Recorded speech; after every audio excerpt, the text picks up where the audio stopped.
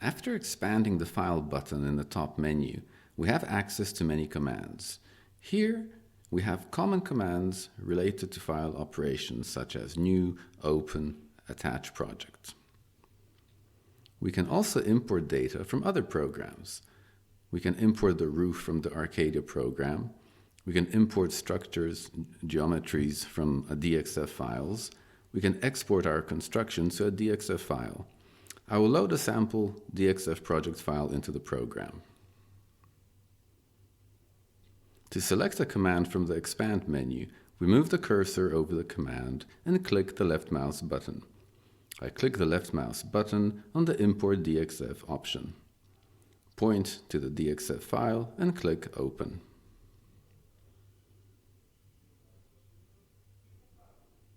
In the window, it defines the important import parameters.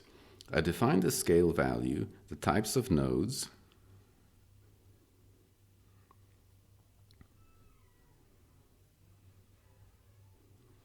the cross-section of the loaded elements.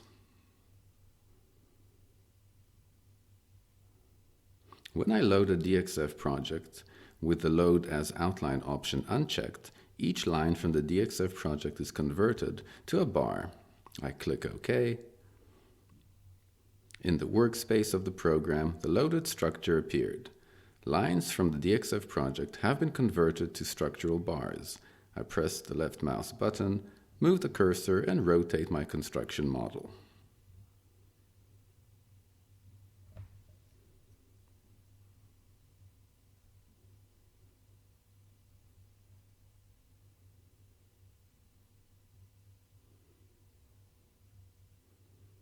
I press Ctrl+A, select all bars, press the Delete key, and delete all elements from the project. I will reload the same project. I click the File option, then Import DXF, point to the DXF file, and click Open.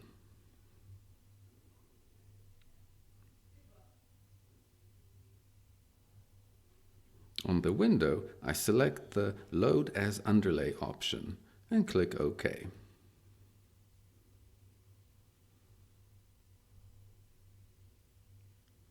In the workspace, I no longer have bars of the structure, but I have a sketch of the structure.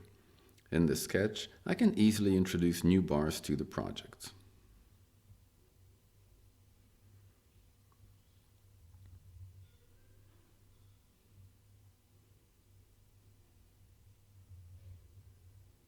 I will now select the New Project command.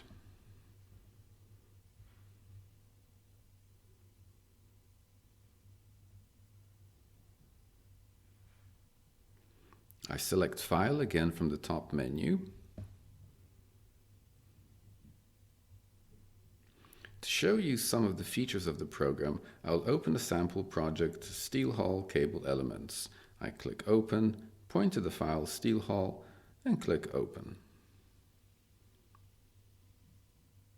A computational model of the structure appeared in the program workspace.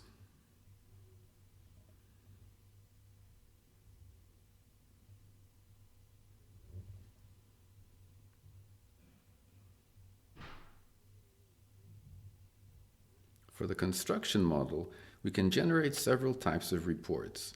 We can generate, for example,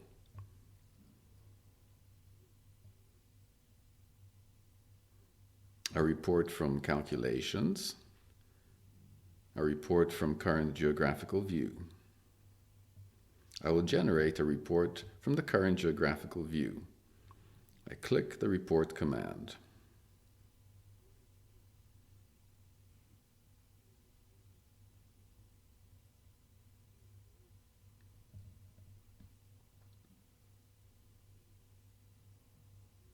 A document with a report has been created.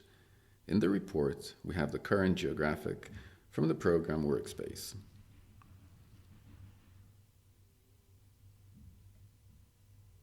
I close the report document.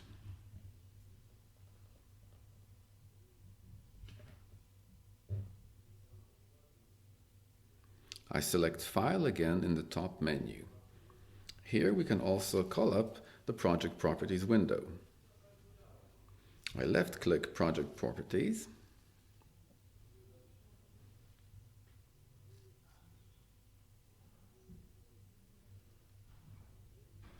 On the dialog box, I enter the name of the author of the project and the title of the project.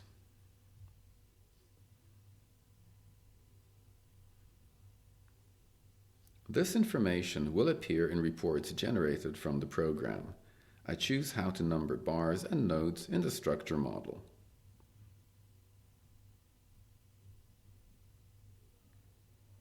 Below, we have two tabs, Properties and Statistics. First, I'll discuss the Properties tab.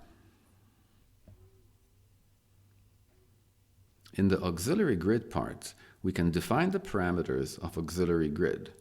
Here, we define the values of the distance between the points of the auxiliary grid. The auxiliary grid appears in the workspace of the program when you enter the bars. In addition, we must be able to snap to grid mode in the lower right corner of the screen.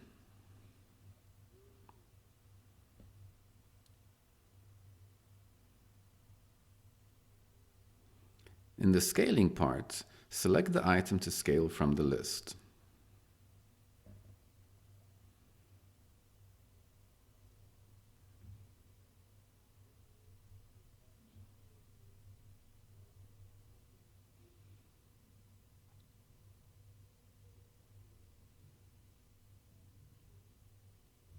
Changing the scale value affects the size of the selected item in the workspace.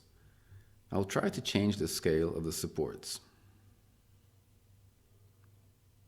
In the list, I select the position of the support.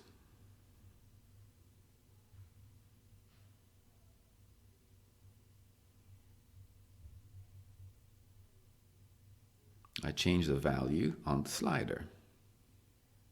When changing the value, I can see how the support symbol in the program workspace changes.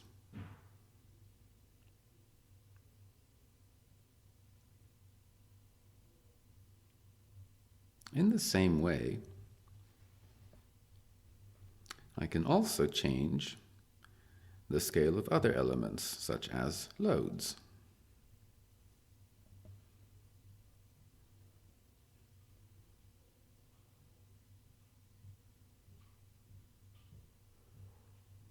In the Calculation Parameters section, we specify the parameters of static calculations that the program will perform. After defining the geometry of the structure, assigning loads, we want to display the results of static calculation. The results of static calculations depend on the options that we will select in this section. When I check the Active Envelope Count option, the program calculates the internal forces envelope. In the construction, I can define tension bars. If I uncheck the option Include tension bars in the calculation, both compressive forces and tensile forces can occur in the element marked. When we select the option Include tension bars in the calculation, the bars marked as the tension will carry only the tensile forces. In the calculations of the program, we'll eliminate the occurrence of compressive forces in the elements marked as the tension bars. To perform static calculations of the project according to the second-order theory, select the option Enable static calculations according to the second-order theory. We can also select the option Include tilting imperfections. This option allows you to add initial tilt imperfections for our structure.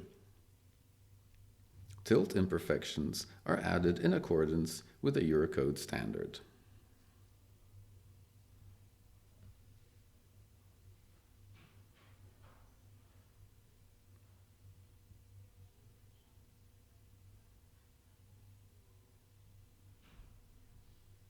In the Statistics tab, you will find basic information about the structure.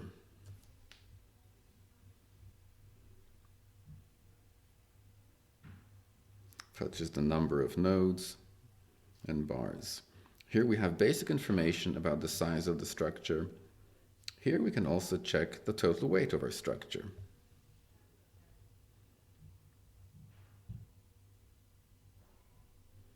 At the very bottom, we can generate a report with a list of materials. I will generate a list report. In the export window, I can specify the percentage addition of the material in the list.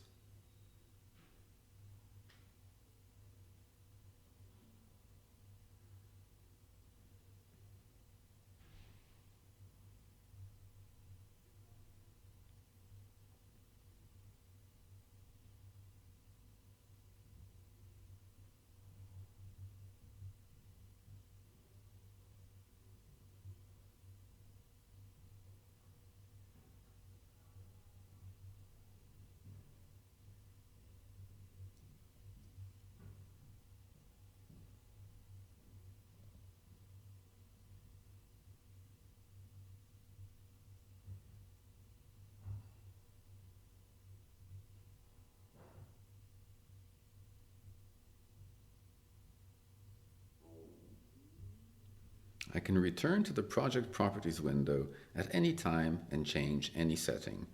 You often return to the Project Properties window while working on a project. We return for such things like changing the options for structural analysis. I approve the entered data and return to the calculation model.